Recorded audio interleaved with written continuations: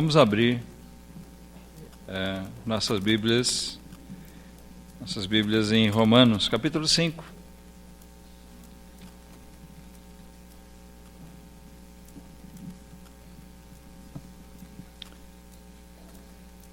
Eu gostaria de convidar a igreja toda que ficasse de pé novamente para nós fazermos a leitura desses dois versículos, 1 e 2. Romanos 5, 1 e 2. Em seguida, peço para o irmão Antônio que nos dirija a Deus numa oração, tá bom? Pela mensagem de hoje. Romanos 5, 1 e 2 dizem assim esses versículos: tendo sido, pois, justificados pela fé, temos paz com Deus, por nosso Senhor Jesus Cristo, pelo qual também temos entrada pela fé a esta graça, na qual estamos firmes e nos gloriamos na esperança da glória de Deus. Esses dois versículos que nós lemos falam das bênçãos provindas da fé, coisas que nós recebemos por meio da fé em Cristo, e vamos dizer assim, elas tratam das duas maiores e mais sublimes necessidades do homem. Existem duas coisas que perturbam muito a alma de qualquer pessoa. Em qualquer ambiente que você viva, tem duas coisas muito perturbadoras. Imagina o seguinte, vamos tomar, por exemplo, no ambiente do lar.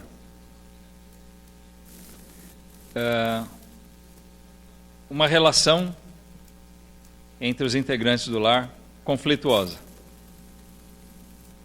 É ruim, né? Onde marido e mulher, pais e filhos vivem em conflito.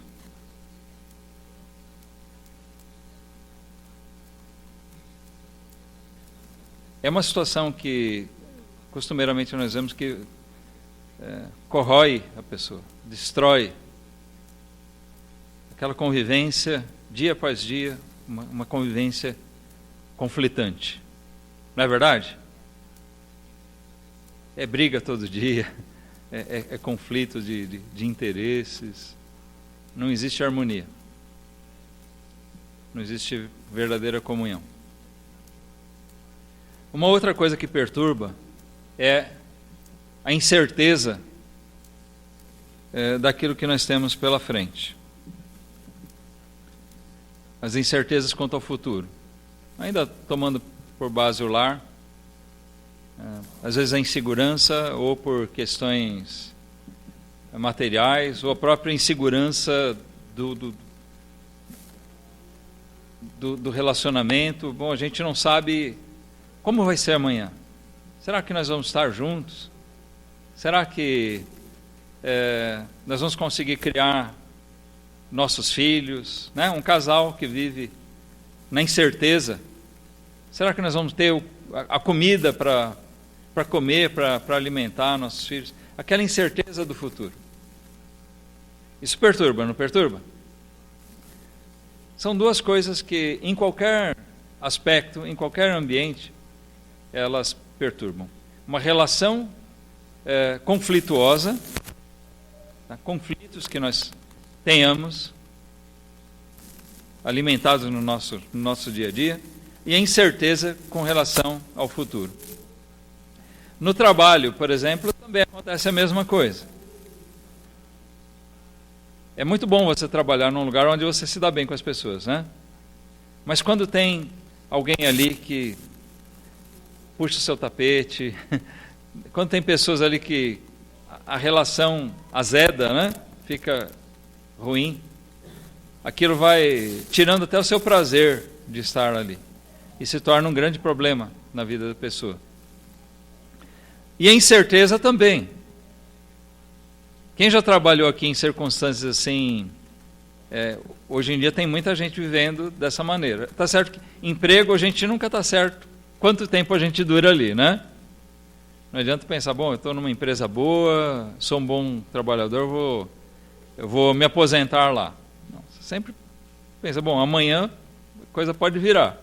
É assim, né? Mas é pior quando fica aquele clima, aquela perspectiva, né? Você não vê chance de evolução, e você está naquele ambiente cheio de incertezas, troca de direção, você não sabe se você vai ficar,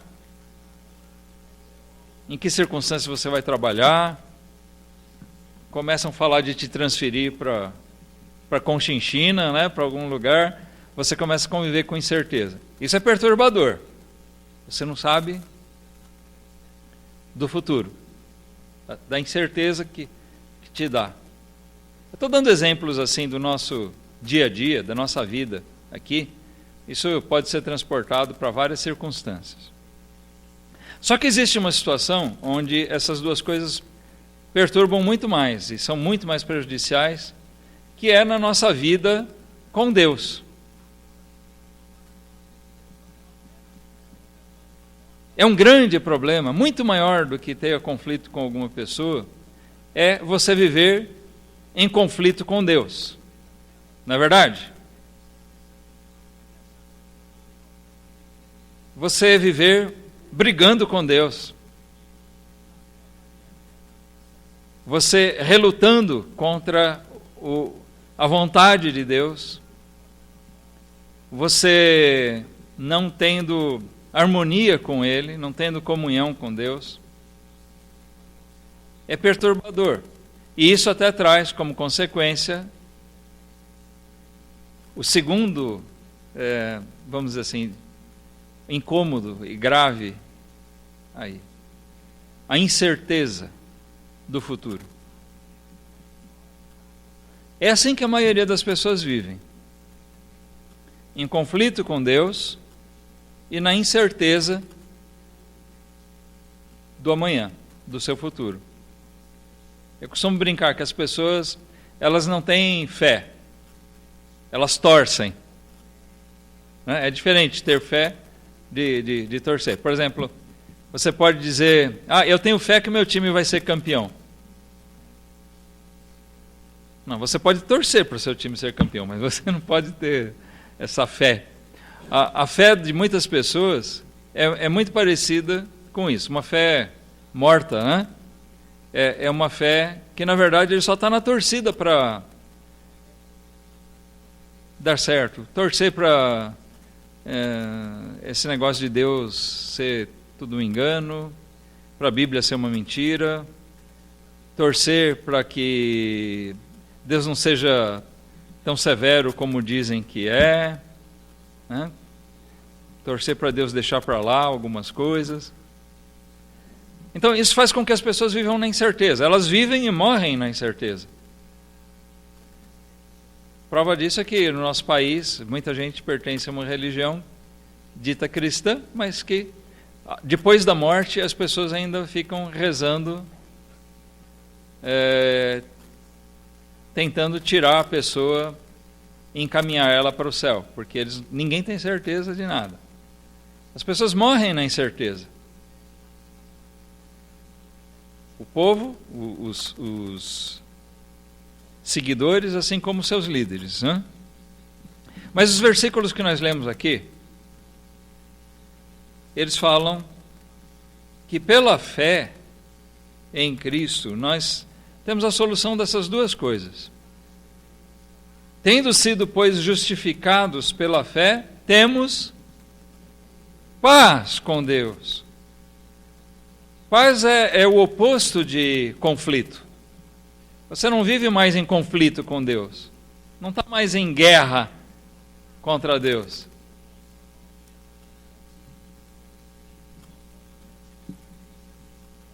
Será que você tem paz com Deus? Note que Paulo diz aqui, nós temos paz com Deus, né?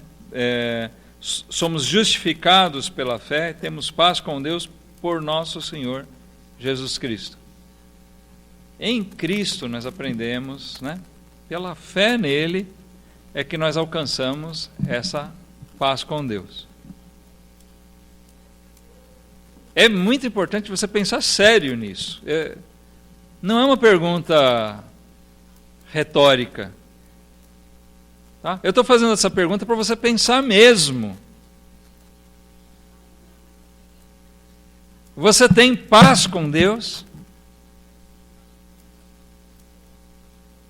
Se você tem essa paz com Deus, você deve se regozijar nisso, se alegrar mesmo por isso. Porque você alcançou isso em Cristo. É um ato da graça, da misericórdia de Deus. Não tem nada que você possa fazer que pague isso.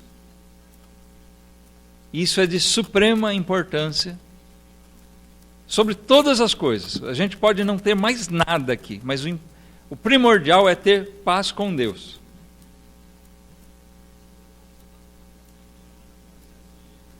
O hino, acho que 395, que nós cantamos, né, que fala, riquezas não preciso ter, nem falsa paz. Né? Paulo está falando aqui, não de uma falsa paz. Ele fala, nem falsa paz ou vão prazer. Paulo diz aqui de uma paz verdadeira, uma paz genuína que nós alcançamos, paz com Deus. O mundo fala muito em paz, mas parece que quanto mais falam de paz, mais guerra tem, né? Tem aqueles discursos bonitos, Miss, jogador de futebol, político, todo mundo falando em paz, mas paz mesmo que é bom, nada. Mas eles falam de uma paz entre os povos. Mas, gente, se o homem não consegue ter paz nem com Deus, né? Um Deus que é amor, ele vai conseguir ter paz com o seu próximo, que é mau.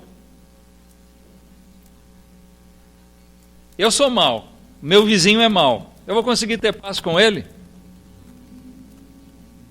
Se eu não consigo ter paz nem com Deus, o homem nunca vai conseguir viver em paz enquanto Cristo não reinar totalmente sobre todos os habitantes da terra. Só no reino de Cristo é que vai haver paz. Não tem ninguém que vai estabelecer uma paz verdadeira e definitiva entre os homens. Mas notem que a paz que ele fala aqui é aquela por onde tem que começar, é a paz com Deus. Como é maravilhoso ter essa paz, essa reconciliação com o nosso Criador. Amém? Nós somos reconciliados com Ele. E no versículo 2, nós vemos a respeito também, uma afirmação a respeito da outra questão. Aquelas incertezas em que as pessoas vivem e morrem, que em Cristo, pela fé, também nós abraçamos, nós somos agraciados, né?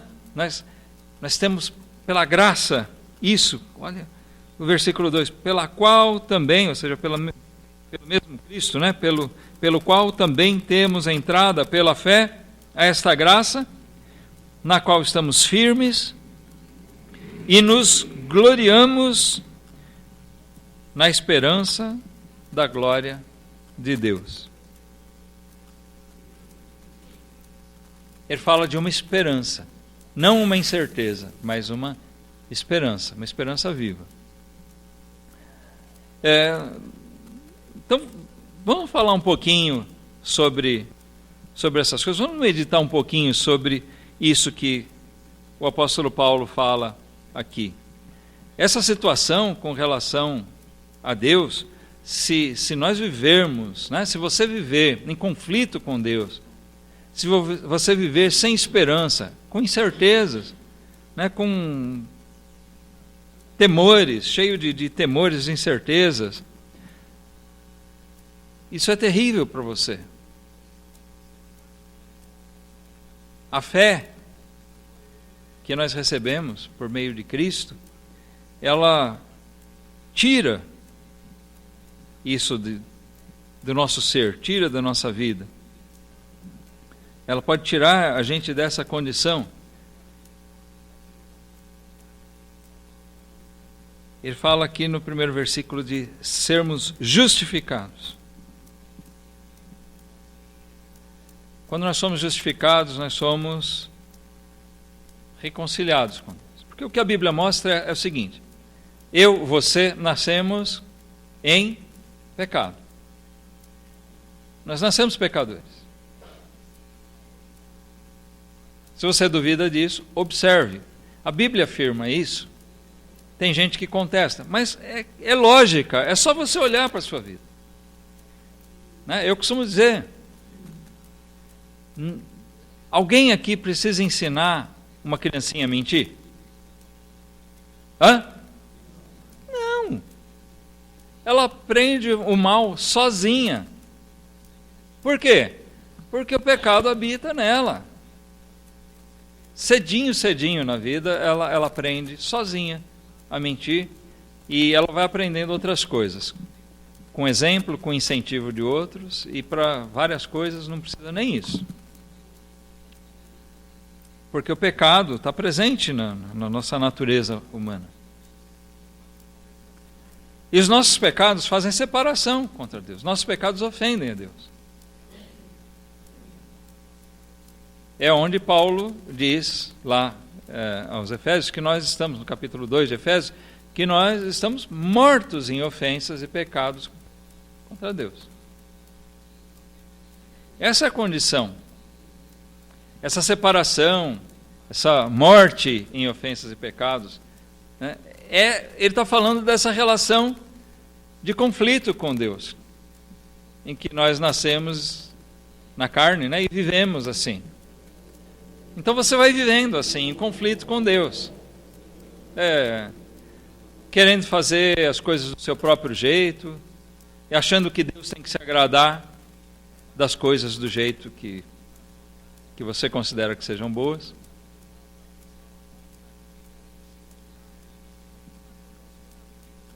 Mas em Cristo nós temos a solução e a mudança dessa situação. Porque os nossos pecados, que faziam separação entre nós e Deus, eles são removidos, né, por Cristo. E Ele toma sobre si. Então, é onde Ele diz que nós somos justificados. Vamos ler um texto em 2 Coríntios, capítulo 5. 2 Coríntios, capítulo 5.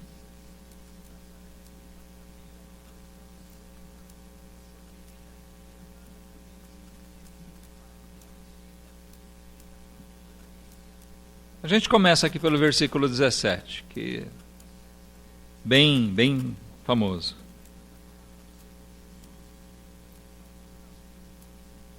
Nós lemos assim: assim que, se alguém está em Cristo, nova criatura é. As coisas velhas já passaram, eis que tudo se fez novo. E tudo isto provém de Deus, que nos reconciliou consigo mesmo por Jesus Cristo e nos deu o ministério da reconciliação. Irmãos e amigos, eu quero chamar a atenção aqui sobre essa palavra reconciliar. Reconciliou. Está falhando, né? Tá, não? Não? Então, tá bom. Reconciliar,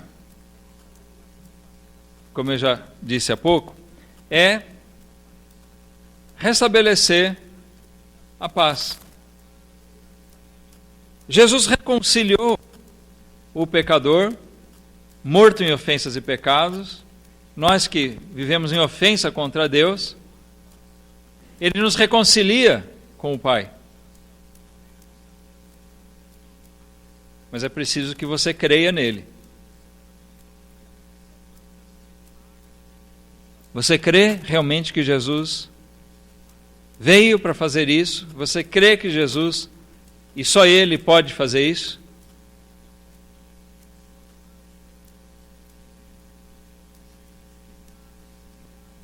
a reconciliação nossa com Deus, como diz aqui, é por Jesus Cristo, versículo 18. Isso provém de Deus. É Deus quem opera, né? Ele que nos reconciliou consigo mesmo por meio de Jesus Cristo e nos deu o ministério da reconciliação, que Paulo falando sobre o ministério que foi dado a ele, vamos dizer assim, pode ser dito que foi entregue à igreja.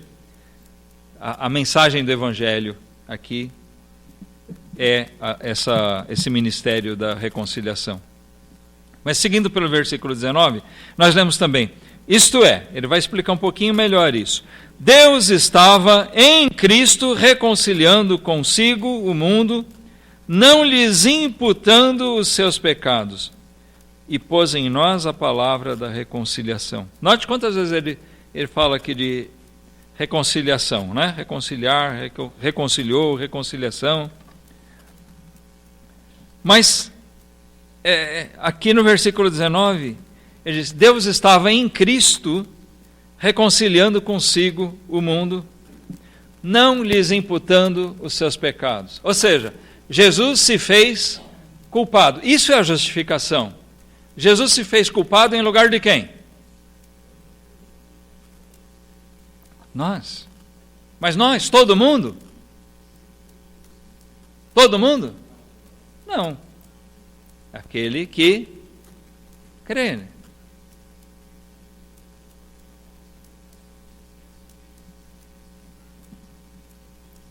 Paulo segue dizendo que ele, de sorte que somos embaixadores da parte de Cristo. Versículo 20, estou aqui. De sorte que somos embaixadores da parte de Cristo, como se Deus, por nós, ou por meio de nós, rogasse. Rogamo-vos, pois, da parte de Cristo, que vos reconcilieis com Deus. A pregação de Paulo era a mesma que nós repetimos hoje. Amém? Se você ainda não fez isso, se você não tem paz com Deus, reconcilie-se com Deus hoje mesmo. Como? Crendo em Cristo. Confia nele, porque é ele que se fez culpado por nós. Ele tomou a culpa dos nossos pecados e ele foi dado por Deus para isso mesmo, para reconciliar as pessoas com ele. Reconciliar pecadores com ele. Aqui fala reconciliar o mundo.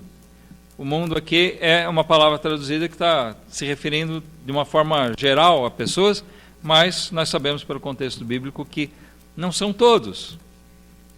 Ele está se referindo mais especificamente àqueles que creem. Aqueles que vão ser trazidos pela obra do Espírito Santo, no convencimento do pecado, por ouvir e crer na mensagem do Evangelho.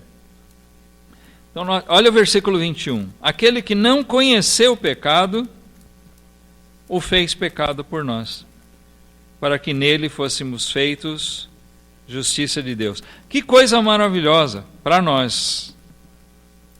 Aquele que não conheceu o pecado é quem? Jesus, né? Não conheceu o pecado, ele não cometeu pecado nenhum. Mas Deus o fez como um pecador, ou seja, ele tomou as culpas. As minhas culpas, as suas culpas, irmão, irmã, né? Estavam sobre ele tomou. Ele se fez pecado por nós, para que nele nós fôssemos feitos justiça de Deus.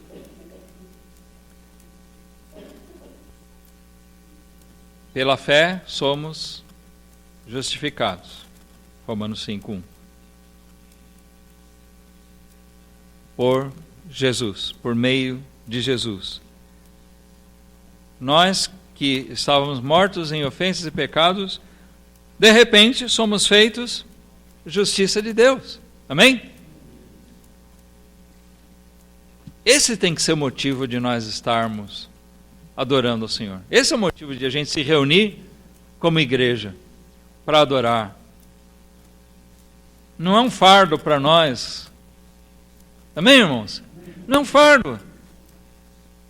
Jesus fez isso por mim e é por isso que eu estou aqui. Por isso que eu vivo para Ele. É por isso que eu fiz profissão de servir ao Senhor. É isso? Eu não estou falando só para mim. É isso que acontece? É isso que você pensa? Eu espero que seja. Entendeu? É a coisa mais terrível, as pessoas se enganarem ou colocarem um legalismo, né? Um monte de regras. Bom, eu tenho que fazer isso, porque agora eu sou de religião tal, de tal igreja, então tenho que fazer isso, isso e aquilo, porque ele está seguindo as regras, ou porque vão pegar no pé dele, mas ele não está fazendo porque ele quer agradar e servir aquele que se fez pecado por ele. Irmãos, isso tira a alegria de qualquer um. E Deus não quer que a gente sirva a Ele com tristeza. Ele quer que a gente sirva a Ele com alegria, venha o que vier. Mas que alegria é essa que o crente tem? É a alegria de servir o seu Senhor. Tem pessoas que não sabem o que é isso. Tem pessoas que fazem parte de igrejas, mas elas não sabem o que é isso, aquele sentimento de eu vivo para agradar, para servir o meu Jesus, o Filho de Deus, o Cordeiro que tomou a culpa do meu pecado lá, aquele que me salvou, aquele que me reconciliou com Deus. Eu vivia separado de Deus, em conflito, mas por causa dele, hoje eu estou reconciliado, eu tenho paz com Deus. Irmãos, todos nós temos multidões de problemas, não é verdade? Eu olho para a minha vida, eu fico triste, eu fico chateado com os meus pecados, com as minhas fraquezas, as coisas que eu queria fazer e não faço. Como eu sou falho, como eu sou imperfeito, eu sou rodeado de problemas meus, problemas que eu causo, problemas dos outros. Vocês me trazem problemas muitas vezes. Mas nós estamos aí para isso mesmo. Eu trago problema para vocês também. É assim. Mas, irmãos, nada dessas coisas deve tirar a nossa alegria de servir o nosso Senhor.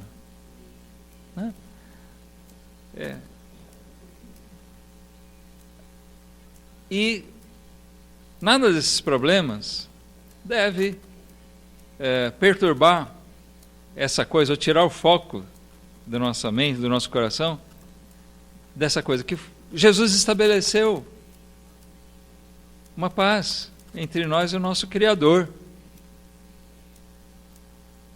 Eu hoje, por mais que eu falhe, por mais que eu peque, eu sou uma nova criatura. Eu já não sou mais chamado inimigo de Deus. Eu sou um filho de Deus agora.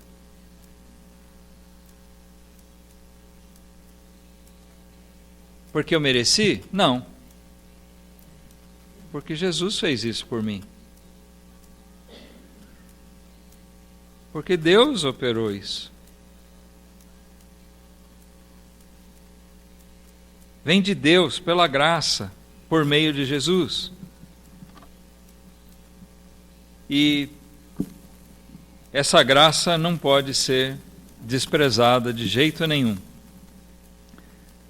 Ainda aqui no capítulo 6, no comecinho de 2 Coríntios 6, ele fala: e nós, cooperando também com ele, vos exortamos a que não recebais a graça de Deus em vão. O que é receber a graça de Deus em vão? É você ouvir, você ter acesso e aquilo ser inútil para você. Deus fala a você, Deus fala conosco, mas isso não surte efeito nenhum. Não tem função na nossa vida, é inútil. Naqueles que se perdem, o Evangelho, a graça de Deus, se faz inútil, né? É uma coisa que ele ouviu, tanto quanto o outro, mas para ele não quer dizer nada. O versículo 2 ainda diz: porque diz, ouvi-te em tempo aceitável, e socorri-te no dia da salvação. Eis aqui agora o tempo aceitável, eis aqui agora o dia da salvação. Qual era o dia da salvação?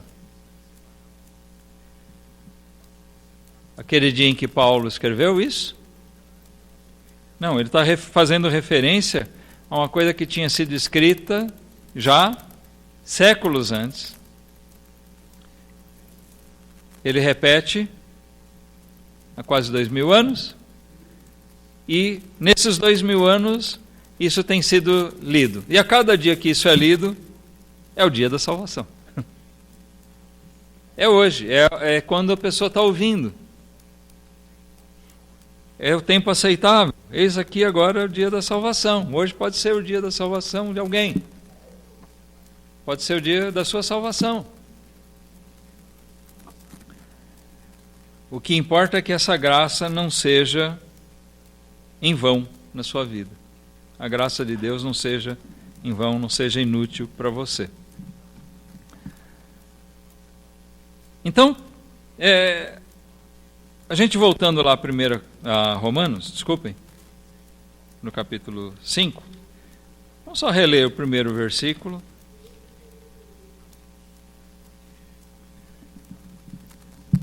Nós lemos então: tendo sido, pois, justificados pela fé, temos paz com Deus. Vamos ler junto? Vamos lá. Tendo sido, pois, justificados pela fé, temos paz com Deus, por nosso Senhor Jesus Cristo. Tá? Grave isso. Temos paz com Deus, por nosso Senhor Jesus Cristo. Fomos reconciliados com Deus em Cristo Jesus. Se você crer nele, se alegre por isso. Mas nós lemos também, na segunda parte, aqui no segundo versículo, que nós, pela fé, temos outra coisa. Então, acabou o conflito com Deus e agora nós temos paz com Ele. E a segunda coisa, aquela incerteza, ela vai embora. Aquela insegurança, aquela incerteza, aquele futuro obscuro, né? Acabou. Acaba. Por quê? Porque em Cristo nós temos uma esperança na qual nós nos gloriamos. Essa palavra, presta atenção aqui no versículo 2, que tem uma sobreposição, pelo menos na minha tradução, ele fala: e nos gloriamos na esperança da glória de Deus. Gloriar na glória de Deus. Bom, nós podemos dizer, nós não nos gloriamos em nós mesmos.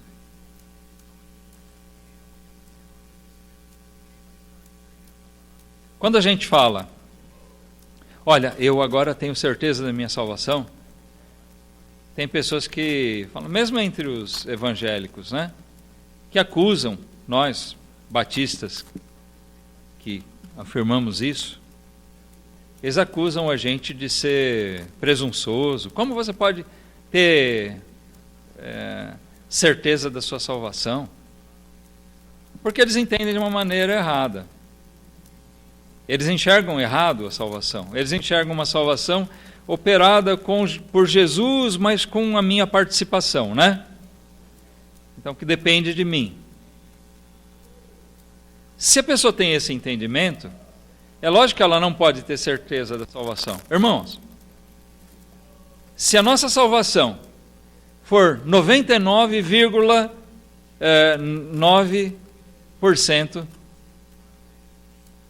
responsabilidade de Deus, de Cristo, e 0,01% minha, eu posso ter certeza da salvação? Hã? Não. Se depender um pouquinho de mim, eu não posso ter certeza. Essa que é a questão. Nós entendemos pela Escritura que nós somos reconciliados com Deus, sim, não por Jesus Cristo e por mim em parceria, mas somos reconciliados por Cristo, por Jesus. só por Ele. Não depende nadinha de mim e de você. Só cabe a nós crer. Mas toda a obra é mérito, é provinda de Deus, por Cristo. É Ele quem faz. Então não é presunção, e nós não nos gloriamos de nada em nós mesmos. Nós nos gloriamos sim, mas não em nós. Nós nos gloriamos em Cristo.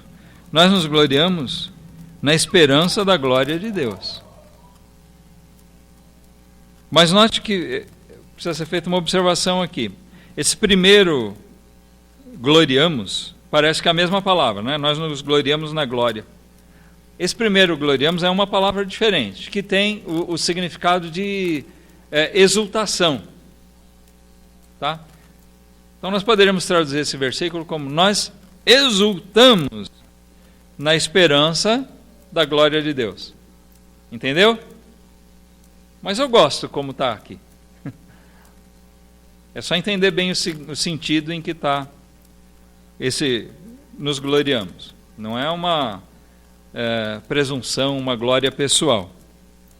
Nós exultamos, nós nos gloriamos, nos regozijamos na esperança da glória de Deus.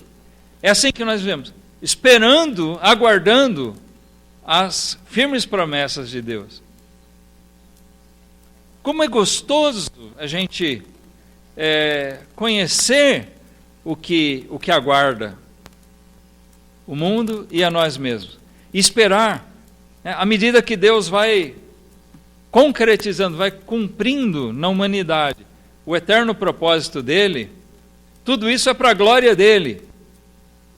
E nós fazemos parte. Você que é salvo, né? Você que está reconciliado com Deus, se glorie, porque você faz parte desse plano de Deus. Amém, irmãos? Você faz parte disso. Isso é glorioso, é motivo para a gente se gloriar. Não em nós, porque o mérito não está em nós. Mas nós nos gloriamos porque Deus quis fazer assim. Deus quis colocar essa porcariazinha aqui, né, de ser pecador, esse Zé Ninguém. Deus quis colocar esse no plano dele. Então eu tenho que exultar mesmo. Eu tenho que me alegrar nisso. E eu tenho que exultar em saber o que Deus tem preparado para mim e para os meus irmãos. Aqueles meus irmãos que já foram, os meus irmãos que estão aqui, aqueles que ainda vão ser trazidos, quem sabe até pelo privilégio da nossa própria pregação, né?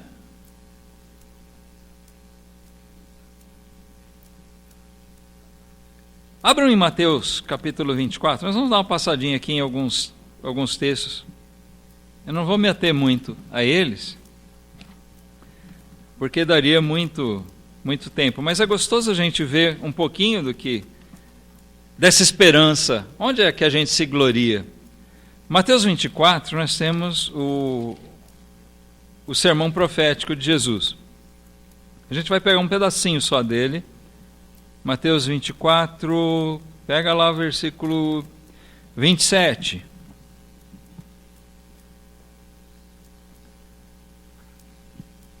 Olha no que nós nos gloriamos. Diz aqui: porque assim como o relâmpago sai do Oriente e se mostra até o Ocidente, assim será também a vinda do Filho do Homem. Pois onde estiver o cadáver, aí se ajuntarão as águias. E logo depois da aflição daqueles dias, da tribulação, né, o sol escurecerá, e a lua não dará a sua luz, e as estrelas cairão do céu, e as potências do céu serão abaladas. E então aparecerá no céu o sinal do Filho do Homem. E todas as tribos da terra se lamentarão, e verão o Filho do Homem vindo sobre as nuvens do céu, com poder e grande glória. E ele enviará os seus anjos com rijo clamor de trombeta, os quais ajuntarão os seus escolhidos desde os quatro ventos, de uma a outra extremidade dos céus. Você está se gloriando um pouquinho na glória, na esperança da glória de Deus agora? Pensa nessas coisas aqui. A palavra de Deus revela que esse mundo de iniquidade vai passar. Deus, depois de permitir que a iniquidade tome forma, que o homem faça, né, o que ele quer, Deus entregou ao homem a sua própria concupiscência, mas depois que ele salvou os seus, aqueles que ele escolheu, que ele separou, que ele se determinou a salvar, vai chegar o dia em que ele vai selar isso, e esse mundo aqui vai passar. E nós vemos então que o sol não vai dar a sua luz, né? Vai escurecer, a lua não vai dar também a sua luz, as estrelas cairão do céu, todo o sistema criado por Deus vai ser abalado, ele vai tirar tudo isso, e nós vamos ver o sinal do Filho do Homem. Jesus não vai vir misteriosamente, ele vai aparecer e todo olho vai ver. Por isso que ele fala, né, como o raio que rasga de um lado ao outro do céu. Não fica escondido. Vai ser notório. Nós vamos ver o nosso Salvador voltar. Nós vamos ver ele vir. Para quê? Para buscar a gente. E ele vai enviar os seus anjos com clamor de trombeta, em som de vitória. E ele vai trazer, vai ajuntar todo o seu povo, os escolhidos. Paulo detalha mais isso aqui lá em Tessalonicenses, explicando que aqueles que já estão mortos, né, os que dormem, eles vão primeiro ressuscitar e vão se encontrar com Cristo nos ares. E os que estiverem vivos, os irmãos que estiverem vivos, não sei se vai ser no nosso tempo ou não, aí nós vamos também ser glorificados e vamos encontrar com Ele nos ares. Por isso diz aqui que onde estiver o cadáver, é um provérbio, né? Onde estiver o cadáver, aí se juntarão as águias. Na verdade, a palavra correta é que não seria bem as águias. Vocês sabem onde tem cadáver, ajunta o quê? Os urubus, né? Os abutres. Bom, entenda o provérbio no sentido, não está chamando nem os crentes de abutres e nem Jesus é um cadáver, ele vive, o nosso Redentor vive. Mas ele quer dizer que assim, onde tem o cadáver, os abutres vão para lá, né? Onde Jesus está, nós vamos estar com ele. Essa é a interpretação pura e simples disso. É glorioso essa esperança.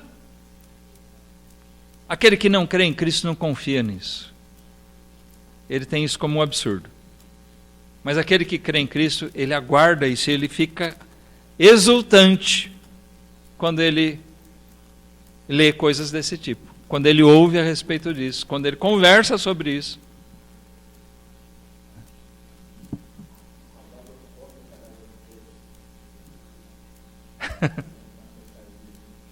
O cadáver fresco, recém.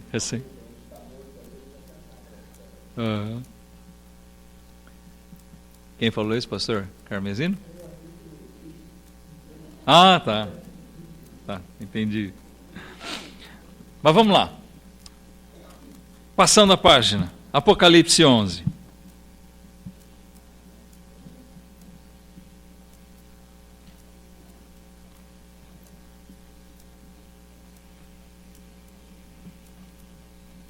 Versículo 15. Experimentar um pouquinho mais. Falando mais ou menos dos mesmos tópicos. Hoje no estudo da manhã, Paulo acho que leu esse trecho aqui, né? A sétima trombeta. A sétima trombeta é que marca o retorno de Cristo. Olha lá, Apocalipse 11, 15, nós vamos ler até o 18, eu acho. Diz assim a palavra de Deus: E o sétimo anjo tocou a sua trombeta, e houve no céu grandes vozes que diziam, olha só, se regozija aí, irmão. Os reinos do mundo vieram a ser de nosso Senhor e do seu Cristo, e ele reinará para todo sempre.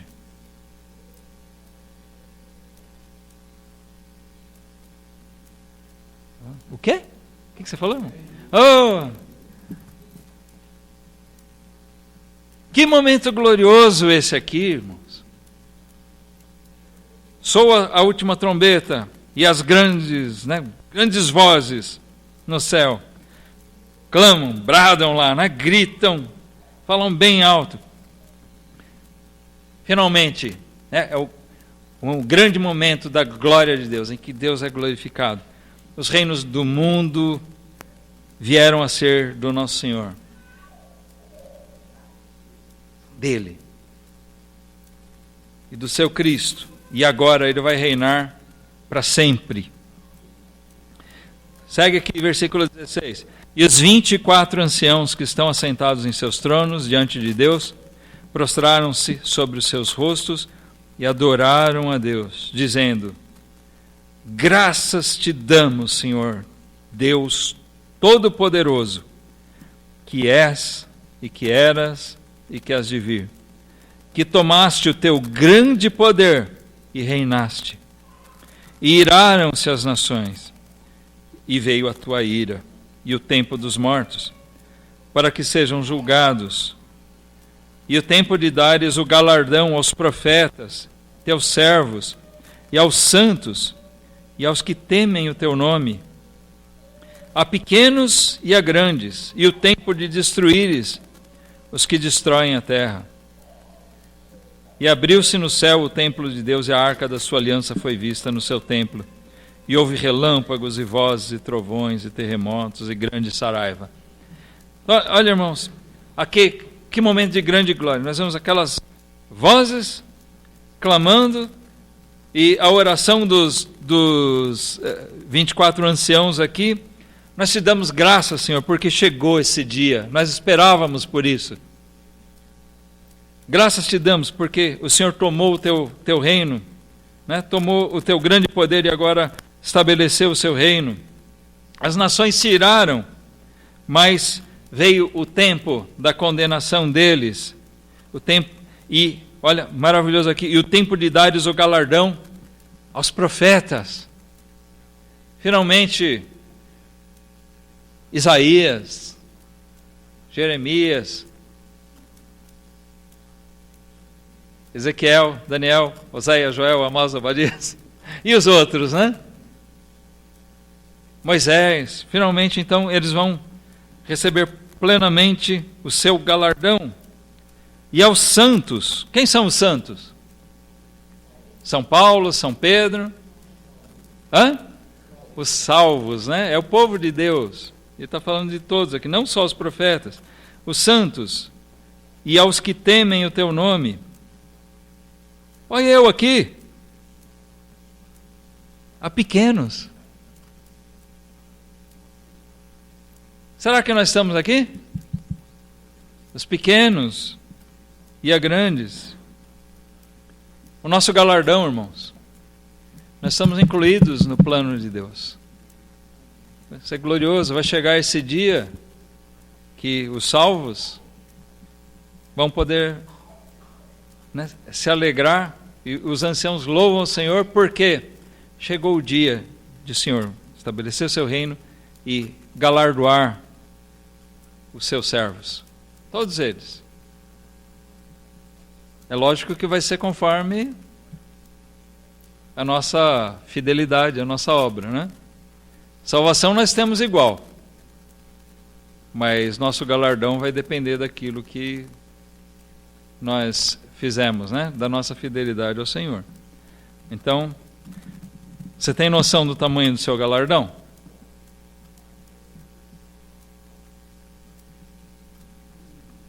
Pensa aí, Capítulo 19.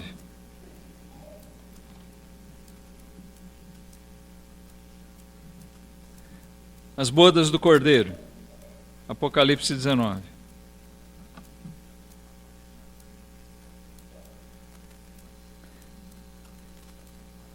Vamos lá, vamos ler com atenção aqui. Você, crente em Cristo, se regozija um pouquinho aí, vai? Na esperança dessas coisas, porque nós estamos falando da glória de Deus aqui, certo? Ele diz aqui, olha, e depois dessas coisas, ouvi no céu como que uma grande voz de uma grande multidão que dizia, aleluia. É uma coisa que nós batistas, né, nós pegamos medo de falar aleluia. Né? O pessoal vulgarizou tanto o uso de aleluia. Se você não sabe o que quer dizer aleluia, é melhor não falar mesmo. Mas se você sabe o que quer dizer aleluia? Deus seja louvado.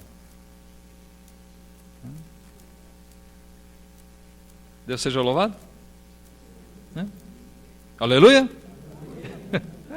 Não precisamos ter medo disso.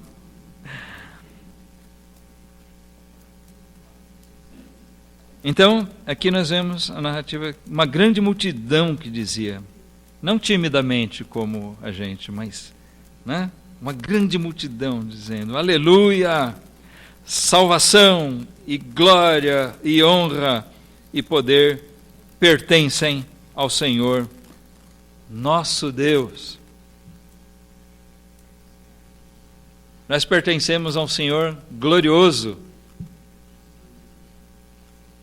Amém.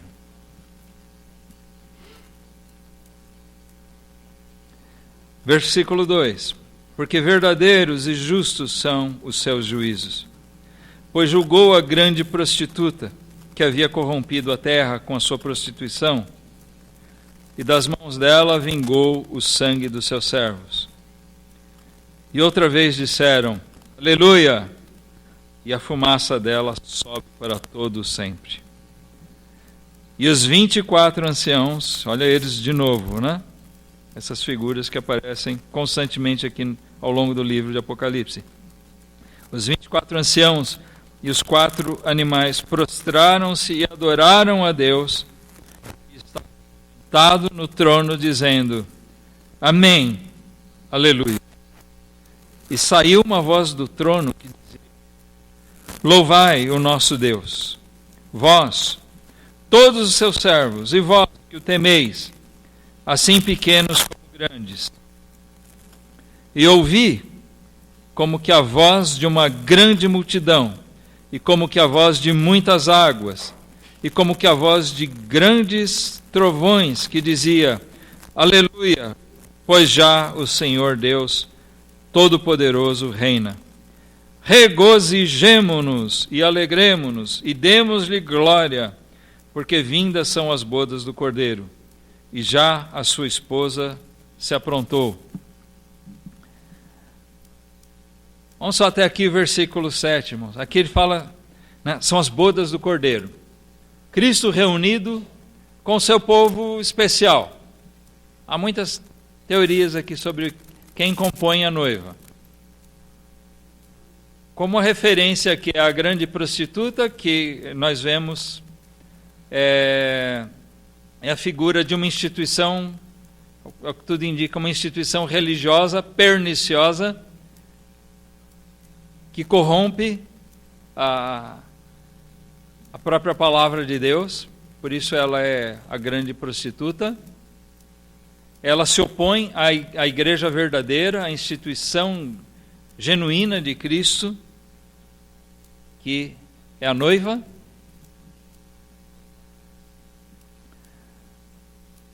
Então, aqui nós vemos um momento de grande glória. O Senhor sendo louvado. Quantas vezes é dito aqui, Deus seja louvado? Isso pela palavra, aleluia. Aleluia. Honra ao nosso Deus. Que Ele seja louvado. Irmãos, a esperança de todo crente é ver tudo que Deus prometeu, que nós confiamos e aguardamos, o cumprimento disso. pode ter coisas maravilhosas para a gente ver na nossa vida. Você pode viajar, visitar lugares lindos que Deus criou, ou que Ele permitiu até que o homem fizesse. Você pode ver coisas maravilhosas, mas nada vai ser tão grandioso, tão maravilhoso, quanto esse momento aqui, em que todos os reinos são colocados na mão de Deus. Ele mesmo toma para si, né? Não vai cair no colo dele. Ele toma para si. Chega, acabou o tempo. Ele despeja a sua ira. Ele julga. E ele honra o seu povo, aqueles que ele separou para si. Ele galardoa. Ele traz esses para junto da sua glória, para assistirem tudo isso agora. Para viverem tudo isso com Ele. Se você conseguir ser insensível a essas coisas, eu vou ter que te julgar e dizer, talvez, olha, provavelmente você não tem Cristo, você não tem fé. Porque Romanos 5,2 diz que por meio da fé nós nos gloriamos na glória, né, na esperança da glória de Deus. Se a esperança da glória de Deus não mexe nada com você, você está vazio de fé.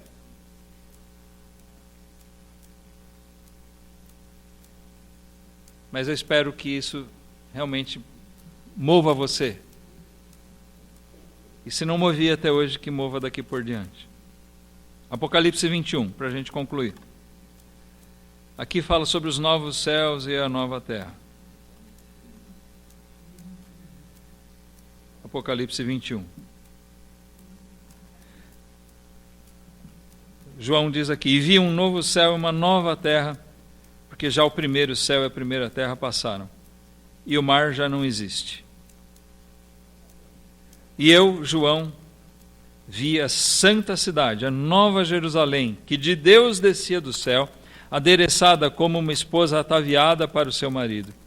E ouvi uma grande voz do céu que dizia, eis aqui o tabernáculo de Deus com os homens, pois com eles habitará, e eles serão o seu povo, e o mesmo Deus estará com eles, e será o seu Deus. E Deus limpará de seus olhos toda a lágrima, e não haverá mais morte, nem pranto, nem clamor, nem dor, porque já as primeiras coisas são passadas. E o que estava assentado sobre o trono disse, eis que faço novas todas as coisas. Quem é que está sentado no trono? Deus mesmo, né? Ele fala, Deus estará conosco, mas nós vemos que é Cristo quem vai estar conosco. Aqui a gente já não vê mais a distinção da Trindade. Ele é mostrado como um Deus único, como Ele é mesmo.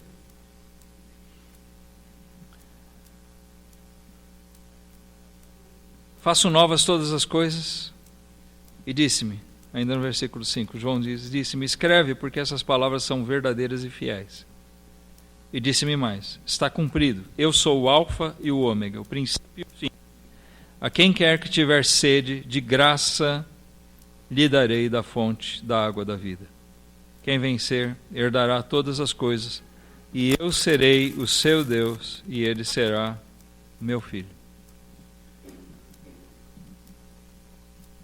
Que momento glorioso. A gente vê outro aspecto, né, desse momento. Deus vai estar com o seu povo. Vai secar toda a lágrima. Acabou a dor, tristeza. Aqui talvez você passe por muitas tristezas, muitas aflições, muita dor. Talvez você já tenha chorado muito. E talvez vá chorar ainda muito. Mas nesse tempo aqui, nesse dia, acabou. Não vai ter motivo para lamentar nada.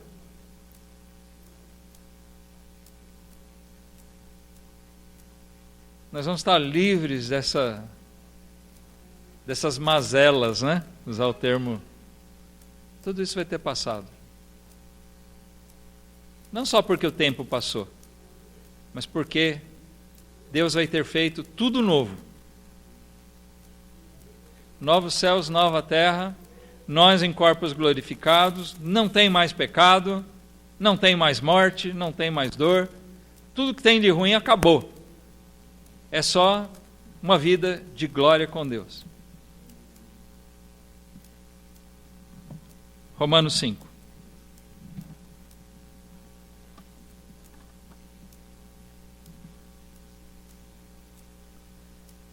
Vamos ler juntos o versículo 2. Lemos? Pelo qual também temos entrada pela fé a esta graça, na qual estamos firmes e nos gloriamos na esperança da glória de Deus. Você foi reconciliado com Deus? Você se gloria na esperança da glória de Deus? Ah, que bênção, hein?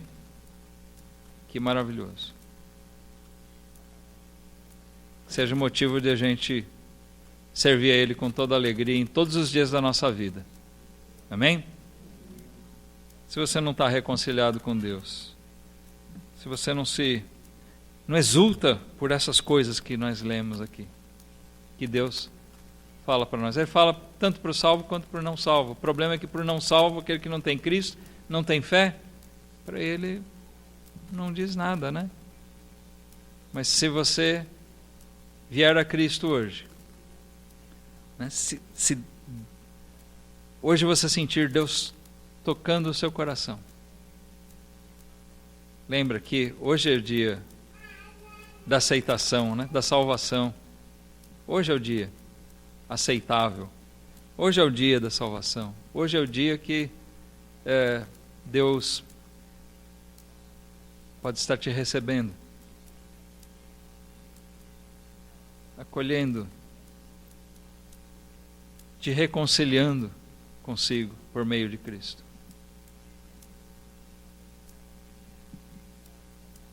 E aí você vai se gloriar, se exultar, sim, nessas coisas, porque você vai ficar esperando, você vai viver aqui esperando por esses dias, por esse acontecimento, ou esses acontecimentos que nós lemos aqui, que a gente fez só uma amostragem, mas tem muito mais. A gente fez uma pequena amostragem e comentários bem superficiais, né? Mas pensa nisso. Que dia glorioso vai ser quando Cristo voltar, quando Ele estabelecer o reino dEle, quando Ele transformar esse mundo. Se essa terra aqui, gente, esse mundo, mesmo que o homem já tenha estragado tanto, esse mundo é lindo, não é? A gente vê tanta coisa maravilhosa e Deus vai destruir isso tudo porque Ele vai fazer coisa muito melhor.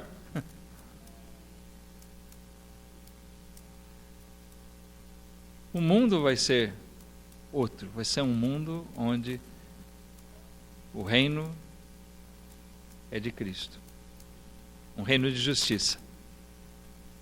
E nós, justificados em Cristo, vamos estar vivendo nele.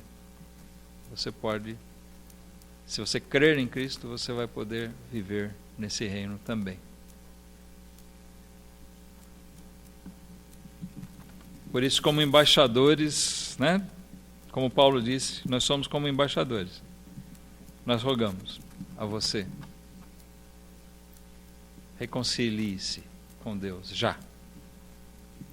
Creia em Cristo. Lembra que Ele morreu na cruz para tomar as nossas culpas sobre Ele. Ele morreu pelos pecadores. Ele se fez pecado por nós. Confie nele. Creia nisso. E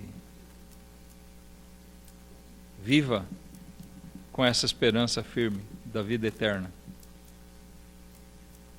Viva esperando a volta do seu Salvador.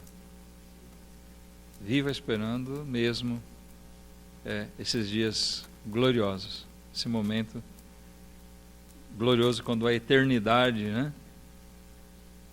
Nós vamos começar realmente, de fato, a vida eterna.